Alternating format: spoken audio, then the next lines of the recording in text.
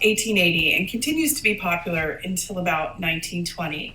It's essentially a movement that, like Art Nouveau in Paris, embraces the idea of the decorative arts and the integration of all the arts. So these are movements that involve painters, architects, designers, and skilled craftspeople, and it'll have a huge impact on not just the traditional high art forms, but also graphic design, textile, furniture, ceramics, and even clothing design. And in many ways, the arts and crafts movement in particular, but also Art Nouveau, are a reaction against industrialization and mass production. And there's this feeling that people have gotten detached, that they no longer have a stake in the things that they make. Because if you do it on an assembly line, you're just doing a little piece of it. And so William Morris, who was a big proponent of the arts and crafts movement in England, came up with this idea where he said, have nothing in your house that you do not know to be useful and believe to be beautiful. And he also began designing furniture, designing textiles, or in the case of this work, I'm showing you a detail of a wallpaper he designed. So the idea was that people should get back to having pride in craftsmanship and that they should care about the things that they surround themselves, that function should not stand alone, but should also be hand in hand with design. What's also interesting is that this is almost a kind of social reform movement, this rejection of mass production and a kind of return to an almost medieval model where people worked together. Yet, in reality, what happens is that this will become a really elitist movement that's not accessible to anybody except the ultra wealthy. So I'm showing you here on the right a page from the Lindisfarne Gospel, which is an example of medieval artwork that I think you can tell had a great deal of influence on the pattern and design that was created by William Morris. Now, across the Atlantic in the United States, Louis Comfort Tiffany is busy in his own world of decorative arts. And in particular, he is creating lamps because in 1879, the very first electric light bulb was announced by Thomas Edison. And these light bulbs, many of which were very dim, sometimes as low as 16 watt, needed some form of decoration. They couldn't just stand alone. So this is where Louis Comfort Tiffany comes in, and he begins manufacturing these works that actually look as though they're handmade and are meant to be very beautiful, but also functional. So the idea of, have nothing in your house that you do not know to be useful and believe to be beautiful, this table lamp would certainly qualify. Back across the Atlantic in Paris, we call the movement Art Nouveau, which translates literally as new art.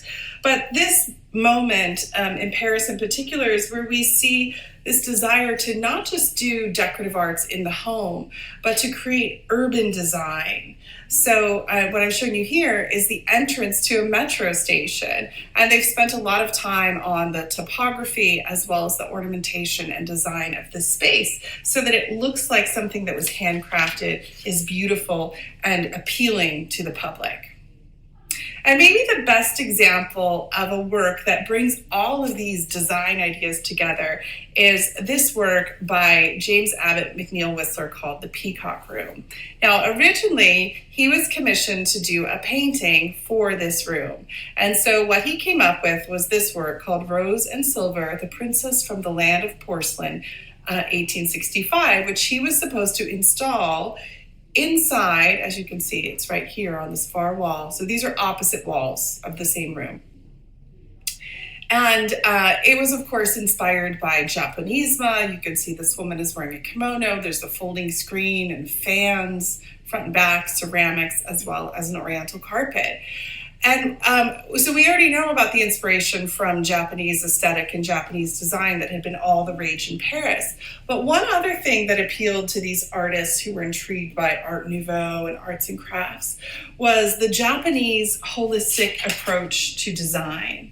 And this was that in the West, you might have an architect and an interior designer who were two different people. But in Japan, the idea was that the whole aesthetic would hang together and one person would be responsible for this.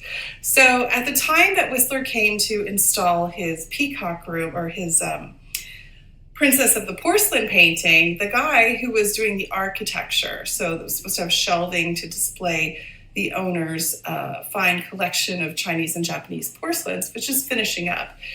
And originally, these were also brown leather walls. And Whistler said to him, if you need to get on to your next project, I would be happy to just finish this up for you.